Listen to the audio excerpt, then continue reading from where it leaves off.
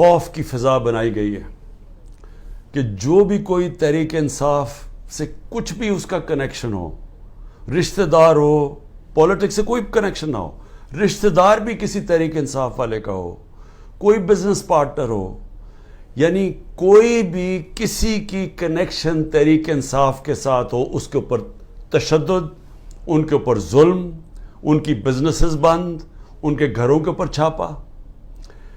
یعنی ایسی میں نے تو اپنی زندگی میں اس طرح کے کبھی حالات نہیں دیکھے. اعظم خان کا پتہ چلا، اس کی فیملی کا، کہ اعظم خان جو میرے پرنسپل سیکرٹری تھے وہ رات سے غائب ہوئے پتہ ہی نہیں کدھر گئے ہیں. تو ان کو اٹھا کے لے گئے ہیں. جس طرح عمران ریاض سے ہوا ہے، اس کے گھر والے بیٹھے ہیں، اس کی بیوی ہے، اس کے بچے ہیں، پتہ ہی نہیں. عدالت کہہ رہا ہے پروڈیوس کرو، پتہ ہی نہیں کدھر لے گئے ہیں جی، ہمیں پتہ ہی نہیں کدھر چلا گیا. کئی ججز کس طرح کھڑے ہوئے ہیں ان مشکل بربریت کے دور کے اندر بھی وہ کھڑے ہوئے ہیں، جو اس مشکل بربریت کے دور میں اور اس ظلم کے دور میں آج بھی کھڑے ہوئے ہیں. میں ان کو آج سلام کرنا چاہتا ہوں جن کے گھر توڑے ہیں انہوں نے، اور اس کے باوجود وہ بھی آج کھڑے ہیں، اور جنہوں نے اپنے بیوی بچے چھپا دیے ہیں کہیں، کیونکہ یہ عورتوں پہ پہنچ جاتے ہیں. اور میں کبھی نہیں سوچتا تھا کہ میرے ملک میں یہ وہ دور آئے گا کہ عورتوں کو استعمال کیا جا رہا ہے صرف ایک چیز، کہ کسی نہ کسی طرح عمران خان کا ساتھ چھوڑو. سب کچھ پری پلان ہوا تھا، جان کے مجھے اس طرح پکڑا گیا کہ ایک ریاکشن آئے، اس ریاکشن کے اوپر پہلے سے پلان بنا ہوا تھا. اگر پلان نہ بنا ہوتا تو ایک دم 10,000 لوگوں کو کون پکڑ سکتا ہے 2 دنوں کے اندر، جبکہ پہلے سے لسٹیں نہیں بنی ہوئی تھی، پہلے سے تیاری نہیں تھی، پہلے سے پولیس کو حکم نہیں دیا ہوا تھا کہ تم نے ادھر ادھر جانا ہے. یہ تو پہلے پلان ہوا تھا سب کچھ. اور ہم کہہ کے تھک گئے ہیں کہ کیوں نہیں اس کے اوپر انویسٹیگیشن ہوتی. سب سے پہلے تو پولیس چیف کو پکڑیں. کیا تھا، یا آئی جی جو پنجاب تھا یہ دندناتا پھر رہا ہے، اس کو کیوں نہیں پوچھتے کہ کیا ہوا تھا جب اتنی دیر 2 گھنٹوں کے اندر ایک قافلہ آ رہا تھا وہاں سے لبرٹی چوک سے. اس کو بھی نہیں پوچھا. اور وہ جو سی سی ٹی وی کیمرہ جو 100% لگے ہوئے ہوں گے وہاں کور کمانڈر کے گھر میں، وہ کدھر گئے ہیں؟ ان کے اوپر کیوں نہیں کوئی ایویڈنس آئی؟ کیوں نہیں وہ جو عسکری بلڈنگ جلائی گئی ہے، وہ آئی وٹنس ہے، اس نے کہا جو لوگ تھے وہ تحریک انصاف کے تھے ہی نہیں جو جلا رہے تھے. اس کے اوپر کیوں نہیں کوئی انکوائری ہوئی؟ 8 مارچ کو اس کے گھر جاتے ہیں، عامر مغل گھر نہیں ہوتا، اس کے 5 بچے ہوتے ہیں، ایک بڑا ہوتا ہے، باقی سارے 16 سال سے چھوٹے 10 سال تک. 5 کو اٹھا کے لے کے جاتے ہیں، 5 بچوں کو اٹھا کے لے کے جاتے ہیں، اس کی بیوی سے بدتمیزی کرتے ہیں. اور پھر عدالت میں وہ جاتا ہے اور عدالت میں وہ بچے پھر چھڑواتا ہے 2 دن کے بعد.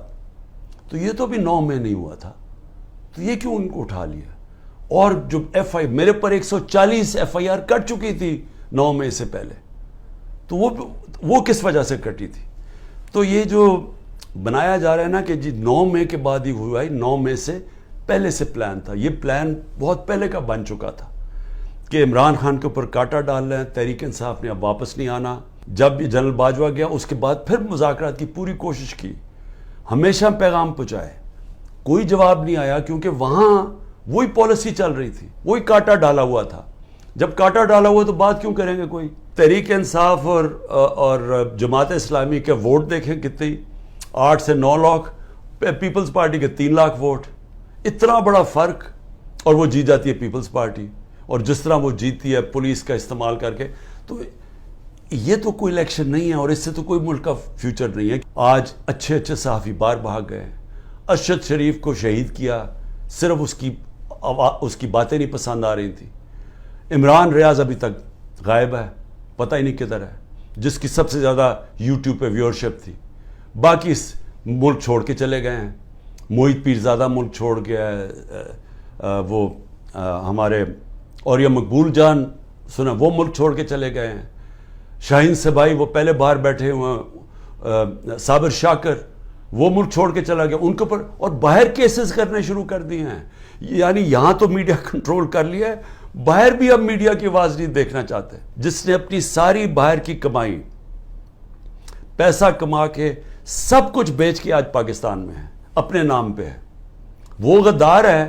اور جنہوں نے چوری کر کے پیسہ ملک سے باہر 30 سال سے بھجوا رہے ہیں، ہدیبہ پیپر مل سے شروع کریں، ان کے اوپر ڈاکیومنٹریز بنی ہوئی ہیں، بی بی سی نے بتایا انہوں نے کتنا پیسہ چوری کی، یعنی ان کی چوری کے اوپر باہر کے اوپر مضمون لکھے ہوئے، کتابوں کے اندر ان کی چوری کا مینشن ہے. وہ ٹھیک ہیں اور ہم آج غدار بن گئے ہیں. تو کیا قوم یہ مانے گی یہ چیزیں؟ کیا قوم سمجھ جائے گی کہ آپ جب فیصلہ کریں گے کون غدار ہے تو قوم بھی ان کو غدار، اگر وہ نہیں مانے گی تو قوم کو ڈنڈے سے آپ سیدھا کریں گے؟ گاڑیاں چوری کر لیں، شاہ فرمان کے اور بھائیوں کی 3 گاڑیاں چوری کر لیں، 2 گاڑیاں چوری کر لیں اسد کیسر اور اس کے گھر کے لوگوں کی. شاہرام ترکئی ان کے گھر میں جا کے 2 گاڑیاں جا کے اٹھا کے لے گئے. پولیس چوری کر رہی ہے، جن کے گھروں میں جاتے ہیں وہاں چوری کر لے، لوٹ لیتے ہیں. میرے گھر میں جب یہاں آئے تھے تو جو چیز ملی چوری کر کے لے گئے.